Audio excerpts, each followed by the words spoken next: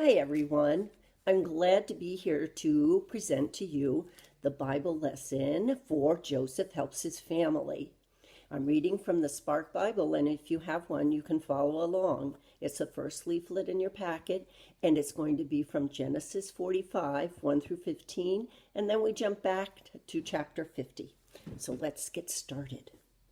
Then Joseph could no longer control himself before all those who stood by him, and he cried out, "Send everyone away from me." So no one stayed with him when Joseph made himself known to his brothers.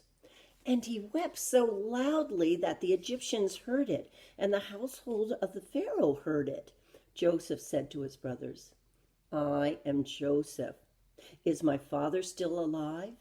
But his brothers could not answer him, so dismayed were they at his presence.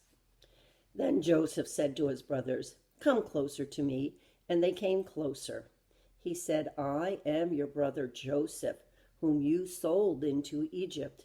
And now do not be distressed or angry with yourselves because you sold me here, for God sent me before you to preserve life. For the famine has been in the land for these 2 years, and there are 5 more years in which there will be neither plowing nor harvest. God sent me before you to preserve for you a remnant on earth, and to keep alive for you many survivors. So it was not you who sent me here, but God, and he has made me a father to Pharaoh, and lord of all his house, and ruler over all the land of Egypt. Hurry and go up to my father and say to him, 'Thus says your son Joseph, God has made me lord of all Egypt. Come down to me, do not delay. You shall settle in the land of Goshen, and you shall be near me, you and your children and your children's children, as well as your flocks, your herds, and all that you have. I will provide for you there, since there are 5 more years of famine to come, so that you and your household and all that you have will not come to poverty. And now your eyes and the eyes of my brother Benjamin see that it is my own mouth that speaks to you. You must tell my father how greatly I am honored in Egypt, and all that you have seen.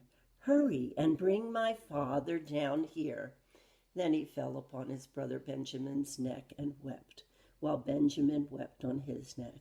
And he kissed all his brothers and wept upon them. And after that, his brothers talked with him. Now we're moving back to chapter 50. Realizing that their father was dead, Joseph's brothers said, "What if Joseph still bears a grudge against us and pays us back in full for all the wrong that we did to him?" So they approached Joseph, saying, "Your father gave this instruction before he died. Say to Joseph, 'I beg you, forgive the crime of your brothers and the wrong they did in harming you. Now, therefore, please forgive the crime of your servants of the God of your father.'" Joseph wept when they spoke to him. Then his brothers also wept, fell down before him, and said, "We are here as your slaves." But Joseph said to them, "Do not be afraid. Am I in the place of God? Even though you intended to do me harm, God intended it for good, in order to preserve a numerous people, as he is doing today. So have no fear. I myself will provide for you and your little ones." In this way he reassured them, speaking kindly to them. That's the end of the lesson from the Bible. But move on to your handouts, and there's some exciting things. You that are in grades 1 and 2 will find a Joseph wrap on the front. You might need a little help the first time, but I bet the next time you'll do it much better than if it's mom or dad. It's pretty cool. And there are stickers in the back, so don't forget to add them to the page. And you older kids have the I wonder things there on the left. their ideas to help you think about the story of Joseph. He had a very interesting life. And then there's a little story about a kid named Sam. So follow through in your leaflet. They're usually lots of fun. Nice sharing this story with you, and I'll see you the next time. Thanks. Bye.